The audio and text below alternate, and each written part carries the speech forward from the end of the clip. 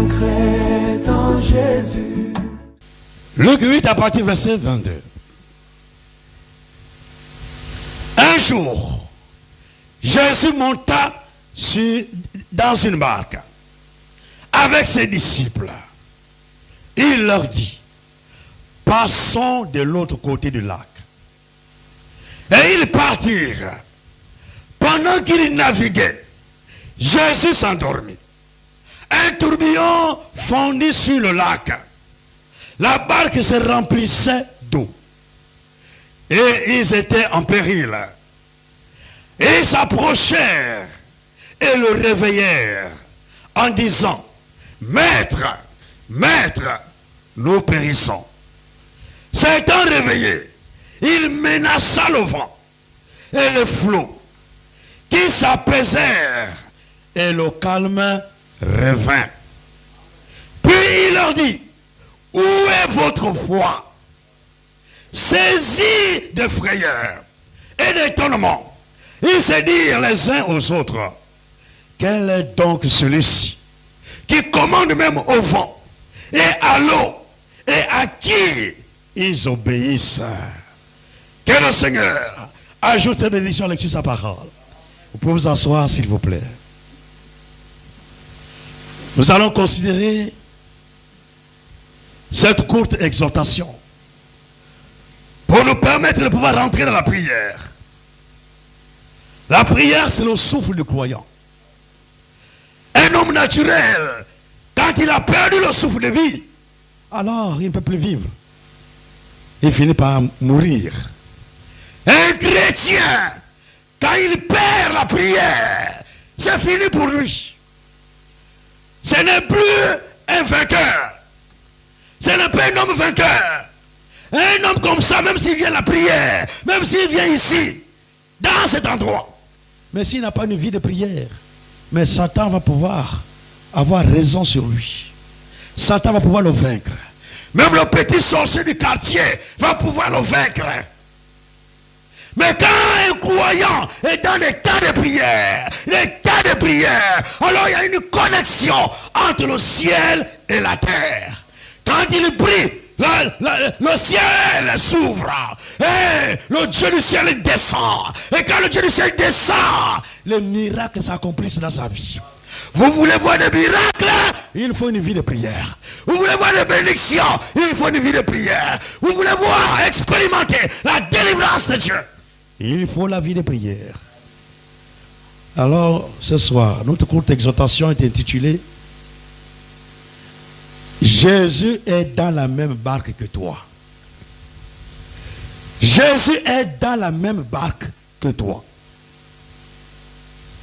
Et nous considérons cette écriture que nous venons de lire. Le chapitre 8, à partir du verset 22 jusqu'au verset 25. Et nous voyons cette histoire.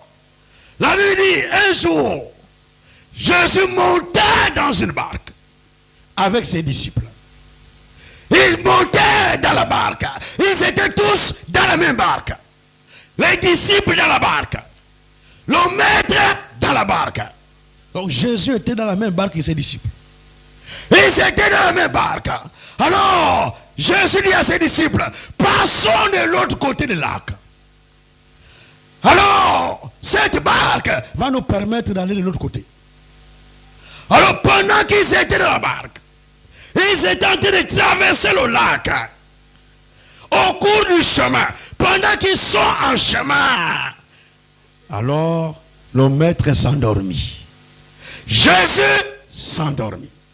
Et pendant ce temps-là, où Jésus s'endormit, alors les flots ont commencé à s'élever. Le vent a commencé à souffler. Le tourbillon a commencé à tourner autour de la barque. Alors, pendant qu'il y avait le vent qui soufflait, pendant qu'il y avait le tourbillon, alors l'eau a commencé à rentrer dans la barque. L'eau a commencé à rentrer dans la barque qui leur servait de moyen de transport pour aller de l'autre côté. Alors, pendant ce temps, Jésus était endormi. Alors les disciples ont commencé à paniquer. Ils ont commencé à paniquer. Mais ils avaient oublié qu'il ils étaient dans la même barque que leur maître. Et que le maître était dans la même barque que eux. Jésus était dans la même barque que les disciples. Alors, le fait déjà de savoir que Jésus est dans la même barque que toi, ça doit te rassurer. Ça doit te rassurer. De savoir que la situation par laquelle tu as été passer là, Jésus est avec toi. De savoir que l'épreuve par laquelle tu as été passer, Jésus est avec toi. Le fait de savoir que Jésus est avec toi, ça doit te rassurer. Et si ça te rassure, tu n'auras plus peur. Tu ne vas plus à craindre quoi que ce soit. Tu auras le calme dans ton âme. Alors, ils ont commencé à paniquer, en oubliant que le maître est juste à côté. Et après un temps, ils se sont souvenus, oh, on a un maître dans la barque. Dans la barque, nous ne sommes pas seuls. Nous avons le maître dans la barque. Alors, ils ont décidé d'aller maintenant vers Jésus. D'aller parler à Jésus. Parler à Jésus, c'est une décision personnelle. Si vous ne décidez pas de parler à Jésus, alors Jésus aussi ne vous répondra pas. Il faut premièrement prendre la décision. Je vais prier. Même si Satan ne veut pas te lâcher pour la prière, le fait que tu prends la décision que je dois prier là, à l'instant là, rien ne peut t'empêcher de prier. Tu prieras. Nous avons la négligence de nous-mêmes. Mais si tu décides qu'aujourd'hui, je vais prier jusqu'au matin, tu prieras jusqu'au matin. Alors, ils ont dit, oh, mais le maître est dans la barque. Ils se sont tournés vers Jésus. Ils sont allés réveiller Jésus. Alors, quand ils réveillent Jésus, quand ils réveillent Jésus là, ils réveillent l'homme. C'est l'homme qui le réveille. Mais Dieu, on ne le réveille pas. Dieu ne dort pas. Dieu ne sommeille pas. Dieu ne s'endort pas. Dieu, quand tout cela arrivait, le vent, tout ça, Dieu voyait cela. Jésus, en tant que Dieu, il voyait. Mais vous savez que Jésus était à la fois 100% homme et à la fois aussi 100% Dieu. Donc, en tant qu'homme, il peut s'endormir. Mais Dieu ne dort pas. Alors, ils viennent, ils réveillent. Quand tu pries Dieu là, tu dis ton problème à Dieu là, ça ne veut pas dire que Dieu ne connaît pas ton problème. Dieu connaît ton problème. Avant même que tu n'ouvres la bouche, avant que tu ne parles, Dieu connaît ton problème. Mais Dieu veut que tu parles. Dieu veut que tu dises quelque chose. Dieu veut que tu confesses ce qui est dans ton cœur. Dieu veut que tu manifestes en un mot la foi. Dieu veut d'abord voir ta foi. Parce qu'il est le consommateur de notre foi. Quand tu donnes la foi à Dieu, alors il la prend, il la consomme. Et quand il consomme ta foi, ensuite il te donne le désir de ton cœur. Alors ils ont réveillé Jésus. Jésus se réveille. Quand Jésus se réveille, oh, les disciples sont là, il y a le vent, il y a l'eau qui a été de rentrer dans la barque. Jésus ne panique pas. Ah, notre Dieu est vraiment le Dieu du ciel et de la terre. Jésus savait que rien n'est impossible à lui. Il pouvait dire devant la tombe de Lazare. Il dit, je parle à cause des hommes. Mais je sais que toi là-bas au ciel, tu m'exauces toujours. Chaque fois que Jésus priait ou Jésus parle, la chose doit venir à l'existence. Et Jésus le sait. Un homme spirituel aussi, c'est pareil. Peu importe les épreuves de la vie. Même si tu as un souci en ce moment dans ta vie, tu n'as pas besoin de pleurer. Mais tu as un Dieu tout-puissant. Tu n'as pas besoin de pleurer, mais tu as besoin d'invoquer. Invoque ton Dieu. Il a dit, invoque-moi au jour de la détresse et je te répondrai. Il ne veut pas voir tes pleurs. Il veut voir ta foi.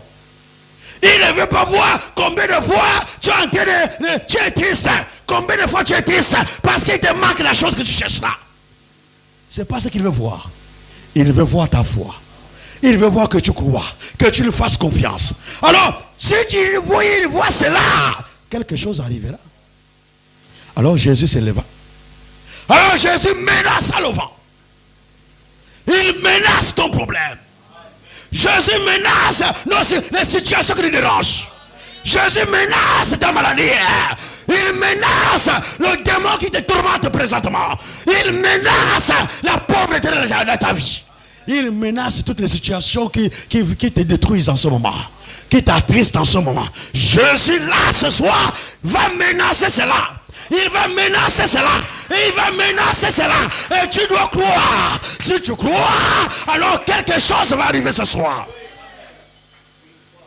Alors il se lève. Il menace le vent. Il menace le tourbillon. Jésus ne négocie pas avec les démons. Jésus ne négocie pas avec Satan. Mais Jésus menace Satan. Jésus menace les démons. Vous savez, le vent naturel n'a pas de problème. Mais quand Satan rentre dans le vent naturel, il cause les tourments que nous voyons, les tourbillons, les tempêtes, il cause les situations qui nous détruisent.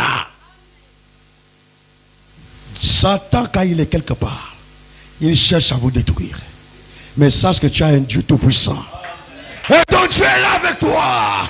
Il est dans la même barque que toi. Quand il a menacé le vent s'est arrêté. Il a menacé le tourbillon s'est arrêté. Et la Bible dit, le calme revint. Quand Jésus agit dans ta vie, là, le calme va revenir dans ta vie. La situation qui te dérangeait va être ôtée. Et le calme reviendra. La joie va revenir dans ton camp. Oui. Nous sommes comme les disciples. Nous aussi, ce soir-là, nous sommes tous comme les disciples.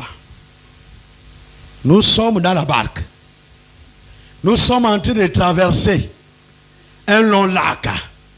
Le lac de la vie. Et nous sommes dans la barque.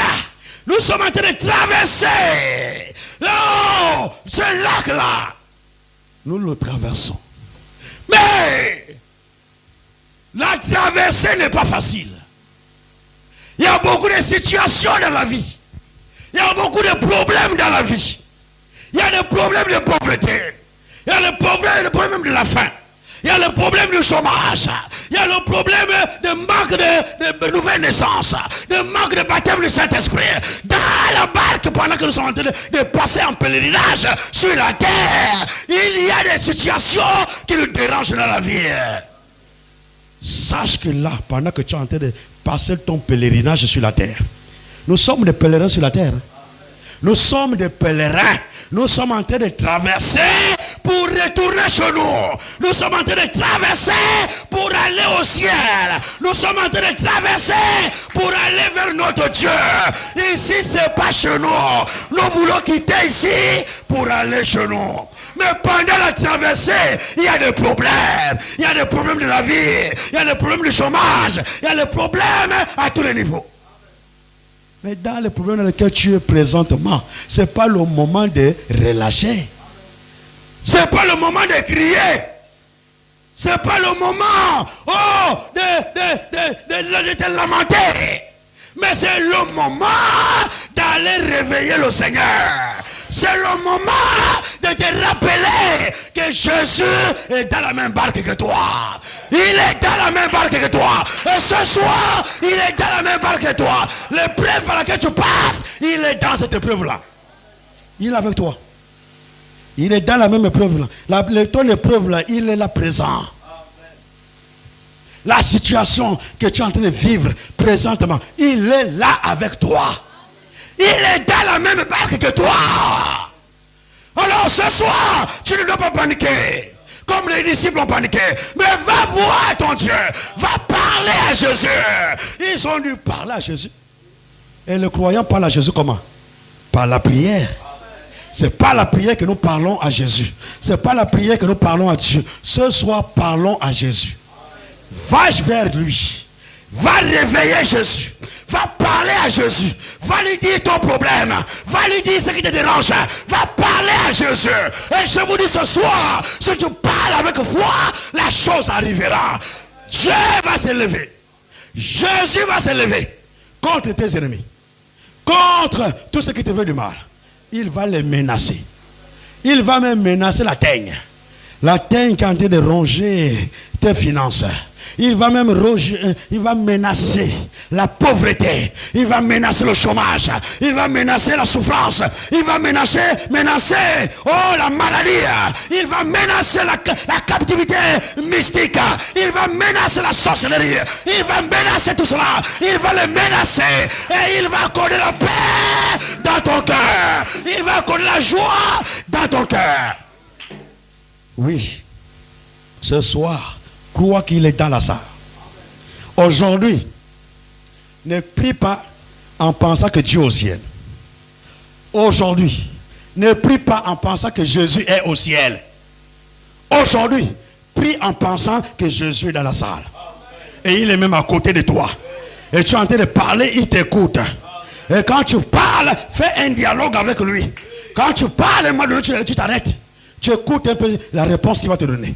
Vous savez, dans ces moments de méditation, quand tu parles à Jésus, Jésus peut te répondre là, sur place là. Sois attentif, mets ton oreille pendant que tu pries, pendant que tu parles. Écoute aussi. Il te parlera, il te répondra. Il est avec nous. Il est avec toi. Il pouvait dire à Josué, nous allons lire ça rapidement. Nous allons dans le livre de Josué rapidement, parce que nous allons prier.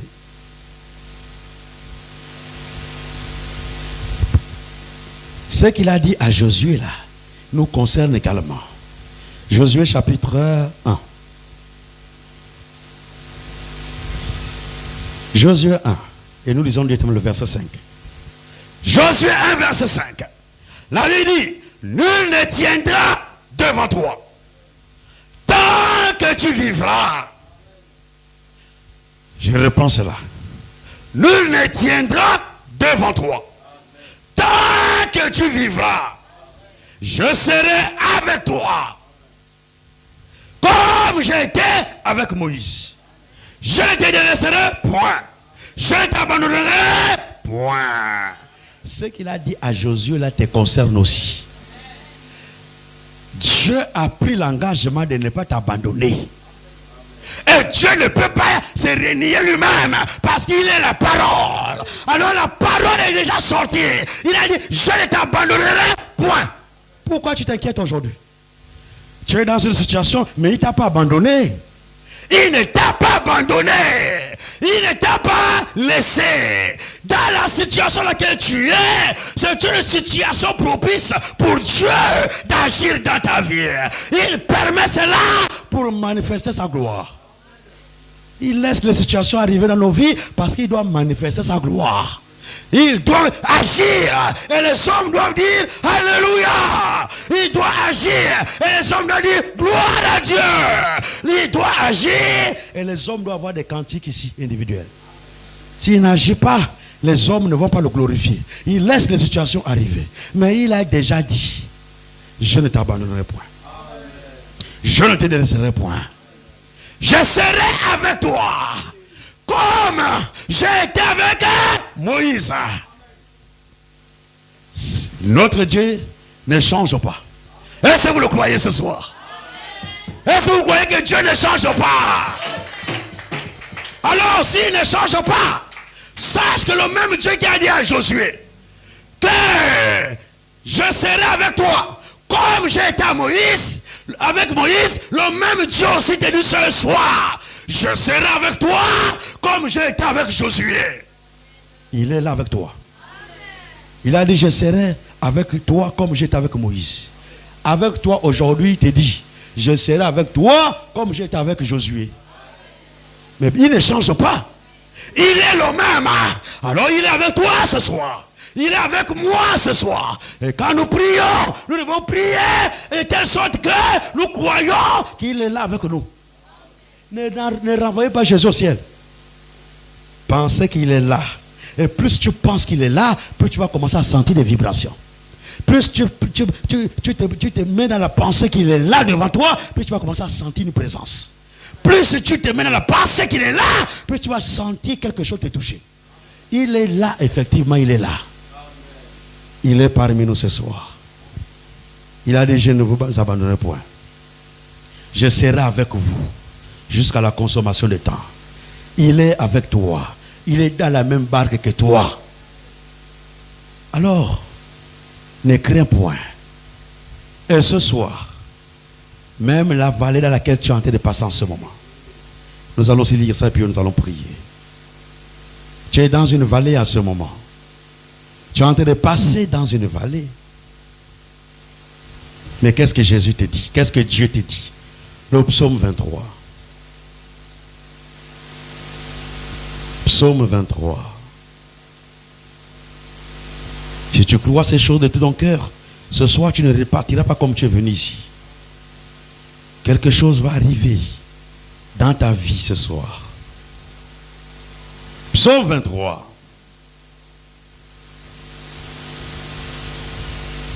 Psaume 23. Et nous lisons à partir du verset 4.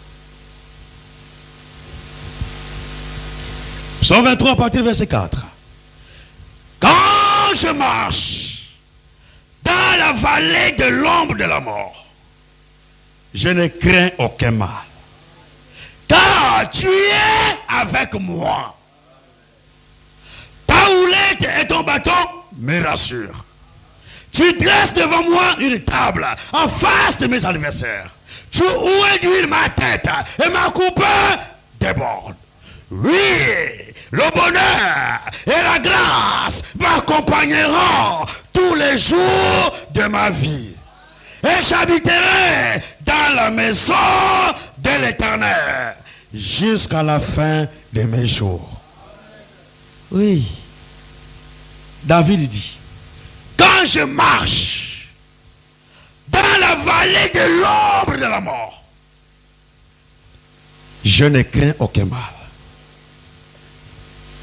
Quand je marche dans la vallée de l'ombre de l'épreuve, quand je marche dans la vallée de la maladie, dans la vallée de la souffrance, dans la vallée de la pauvreté, quand je marche dans la vallée de l'épreuve, je ne crains point.